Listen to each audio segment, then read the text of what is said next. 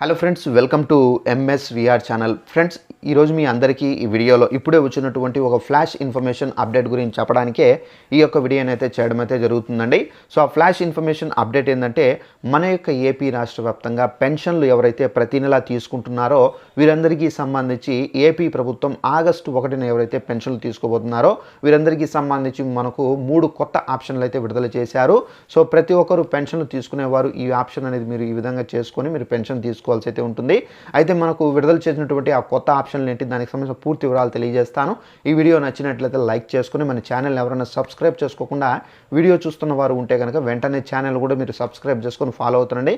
మన యొక్క ఏపీలో పథకాలకు సంబంధించి అలాగే పెన్షన్లకు సంబంధించి ఆంధ్రప్రదేశ్ గవర్నమెంట్ నుండి ఎలాంటి అప్డేట్ వచ్చినా తెలియజేస్తూ ఉంటాను. ఇక వివరాల్లోకి వెళ్ళినట్లయితే, మన యొక్క ఏపీ రాష్ట్ర ప్రభుత్వం ఆగస్టు 1న ఏవైతే పెన్షన్లు ఇవ్వబోతున్నారో వీటికి సంబంధించి మనకి ఏంటంటే 3 కొత్త ఆప్షన్లు అయితే విడుదల చేశారండి. సో నెంబర్ 1 చూసుకున్నట్లయితే మనకు పెన్షన్లకు సంబంధించి చాలామంది అప్లై చేసుకొని ఒక ప్రదేశంలో ఉండి వేరొక ప్రదేశానికి వెళ్ళి స్థిరపడి సో ప్రతి నెల వాళ్ళు పెన్షన్ తీసుకోవడానికి ముందు ఎక్కడైతే ఉన్నారో అక్కడికి వచ్చి పెన్షన్ అనేది తీసుకునే దుస్థితి అయితే ఉంది.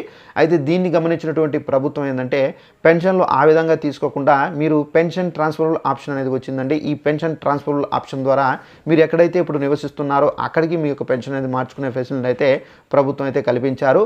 అలాగే మనకు రెండో ఆప్షన్ చూసుకున్నట్లయితే, పెన్షన్దారులకు సంబంధించి ఎవరైతే పెన్షన్ తీసుకుంటూ ఎవరైతే పెన్షన్ చనిపోయి ఉంటారో సో వారి యొక్క భార్యకు పెన్షన్ అనేది స్పౌస్ పెన్షన్ ఆప్షన్ అనేది ఈ కొత్త ఆప్షన్ అనేది విడుదల చేశారు. ఈ స్పౌస్ పెన్షన్ ఆప్షన్ ద్వారా ఏంటంటే, మనకు ఎవరైతే భర్త చనిపోయి ఉంటారో వారి యొక్క భార్యకి పెన్షన్ అనేది వర్తించే విధంగా ఈ ఆప్షన్ అయితే వచ్చింది.